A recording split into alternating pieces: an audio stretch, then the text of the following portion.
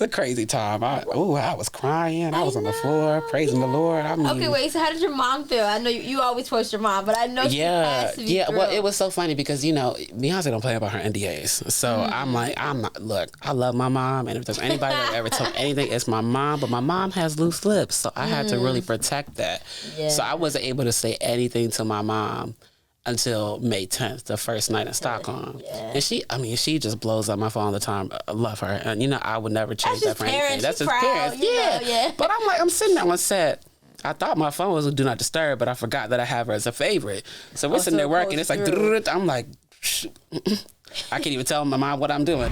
What's up, guys? Nyla Symone here from We Need to Talk. As you know, we drop 2 interviews a week, each and every Monday and each and every Thursday. Brand new exclusive content from your favorite celebrities, influencers, whoever. So make sure you guys hit the subscribe button so you can stay up to date with everything that we have going on. And make sure you guys just share, tell a friend to tell a friend, drop a comment, show your girl some love, all right? Tell me what was, I guess, like the biggest thing you've learned in working with these caliber of artists, because that just doesn't happen every day. Yeah, I know. It's again, I don't really look at myself I try not to look at myself as like a celebrity or anything, because I feel like when you do that, it puts a lot of pressure on you, and I'm not trying to be that.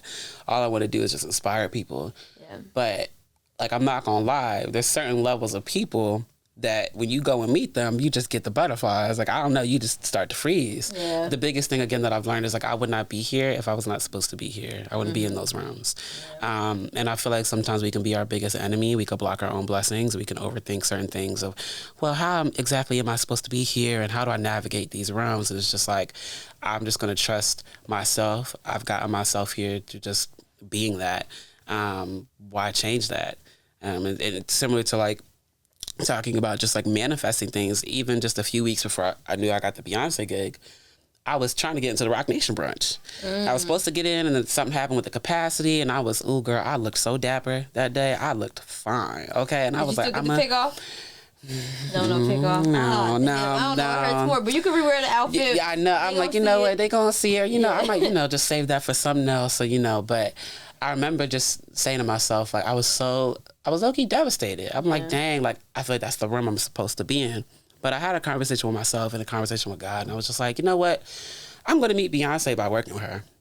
That's just what's going to happen. I know that, this would not be happening, all these different, synchronicities for no reason. And then 2 weeks later, I got the call just out of the blue. So it was just a really big lesson. That's the biggest lesson. Again, just to trust myself and to trust the journey and not to question it. Yeah. That is insane. Yeah. It's a crazy time. I was crying. I was on the floor praising the Lord. Okay, wait. So how did your mom feel? I know you always post your mom, but I know she has to be thrilled. Well, it was so funny because, Beyonce don't play about her NDAs. So I'm not. Look, I love my mom, and if there's anybody that ever told anything, it's my mom. But my mom has loose lips, so I had to really protect that. Yeah. So I wasn't able to say anything to my mom until May 10th, the first night in Stockholm. Yeah. And she just blows up my phone all the time. I love her. And, I would never change that for anything. That's just parents. Yeah. But I'm sitting there on set. I thought my phone was do not disturb, but I forgot that I have her as a favorite. So we're sitting there working. It's like, I'm like, I can't even tell my mom what I'm doing. You know what I mean? She's calling. But she was so proud. My mom is really not a lot of, I feel like this, a lot of kids, especially in our community, have parents that will fully support them in their creative endeavors since childhood. Mm-hmm. So like I said, I'm very blessed that I had that support system within my parents, where it was whatever I wanted to do, they would get it for me. If I needed a new MacBook, they would get it, because they understood that I wasn't, I knew that all the hard work they were doing wasn't just in vain. You know what I mean? They were putting a lot of time and effort to make those things happen. So I wasn't asking for the new Call of Duty. I made sure I saved up my little allowance or whatever. I was asking my dad, hey, can you get this, keyboard gear or something to help me manifest my craft? My mom, she screamed so loud. I was like, just the most beautiful experience. And, it's a blessing to know that both of my parents are still around to see that their hard work has manifested into something beautiful. Hell yeah. Yeah.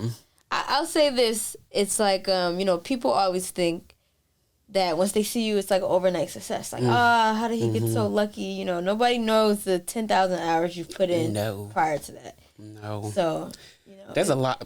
I look 100,000 hours. I'm gonna tell you. Yeah. Even when we were speaking before we got on the camera, like I think one of the things that I feel like my legacy has been so far, because I'm all about that. I'm all about thinking 5, 6, 7 generations ahead. Yes.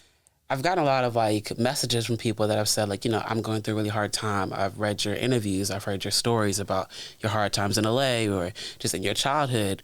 I think that outside of the music, like again, transcends everything. And you always want to use your voice and your platform to be able to give those people that were in your same position that ammunition to keep going, to know they're like not alone. So that's always been like my motto to everything I do. Absolutely. Mm-hmm. Oh, I love that. Okay.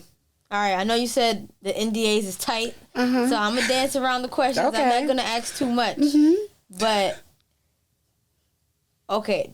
What do I want to know? Did you have like a vision in mind? I guess I'm asking more so about the creative process. Yeah. But did you already have like a vision in mind and then you like pitched it and painted it? Or was it more so just like a collaborative thing where everybody came together, did like a Pinterest board, this is what we want, this is how it's going to be, and that's how it came together? I'll speak as objectively and like broad as possible, as if it's not who I'm talking about. Okay, cool. About how I approach just my creative process in general. Fair, yes. I think I'll get away with that. Okay. Love you, Yvette. So for me, it was like, first of all, everything happened really, really quick, the timeline of everything. But I have always been a very spontaneous person. I'm all about feeling. If it feels right, then I'm good. If it sounds right, then I'm good. And I can say that, like, for me, when it comes to a vision, like, when I'm working on my own music, I have a vision. When I'm working on, like, film projects, I have a vision. When I'm doing mixes and mashups, unless I'm doing, like, a concept album myself, I'm all about the feeling, and then that'll craft itself. But one thing that I can say, I mean, y'all seen it, I don't even got to say it, like, this was a very curated show. Like, every single thing was thought out. But I think having someone like me on board with the team who just was like, why don't you try this, or why don't you do that? I think that was beneficial in the sense that not everything needs to be so, like, structured. And you can find some gems through that way. And I think, with some of the artists that I've worked with, a lot of them work in that similar way. Like if you're cutting a record and you're starting fresh from a new idea, a lot of artists will start mumbling just melodies down. If for me, mumbling and stumbling, you know what I mean? Yeah. They'll just kind of like let their mind roam free. And so when it comes to mixes and stuff, like maybe I'll try to use an example that like didn't make the cut. For example, like Virgo's Groove, I'll listen to a song like that. I'm like, oh, maybe this reminds me of like an Isley Brothers track, or like that feeling that it gives me. Maybe there's something we could do there. So I try to be as helpful as I possibly can be, but also like understand my place in all of this. Of course, and that's, I guess, again, that's like another big lesson is like, being in these rooms, I can be a little like hard on myself of like, well, maybe I shouldn't say anything. It's like, when you work on that level, you got to say something because that's why you are there. Yeah. Yeah, so it was a crazy experience. Man, that's so awesome. Okay. I love that. And I also just like you, or hearing you mention just like, it's about the feeling. Because a lot of people are afraid to act on like their impulse and like their feelings. And it does take a certain level of confidence to trust your gut, essentially, because that's what you're doing. Were you always like that, or did that take time to develop? I've always been like a people pleaser. I think that's like, even just now in my personal life, I think that's something that like I'm really like girl. We working on it. We're doing the hard work. Yeah. But I know that for myself, like there's that voice in your head that says, do this or don't do that. And sometimes for the sake of like other people or just like not wanting to like ruffle any feathers, I can go against that, even though I know that's like not the way to go. And even like that goes to like every facet of life. That goes to like your friendships, your relationships, to the industry. So it's like, it's so funny because I was talking to my manager and I was like, child, it feels like this last month and a half, I've been kind of like feeling that on all levels. But that just means that I know that I'm growing within myself. And, when you talk about having an impact on people, you never want to seem like you're being like a bitch to people. Right. But at the same time, like you have to have a level of assertiveness in this industry, even into your friendships. Yeah. So what was the original question? No, you answered it. Yeah, you just said you have to have a certain level of assertiveness. So I think I've I think I kind of had that quality in me when I was younger. It's just like, I say that for the group chat. You know what I mean? Then I'll say how I really feel about stuff. But understanding that, like, I have a voice, and that voice has gotten me to where I am. I wouldn't be here without it. And it doesn't have to be in a negative connotation, you know what I mean, to speak up for your own creative freedoms in this industry.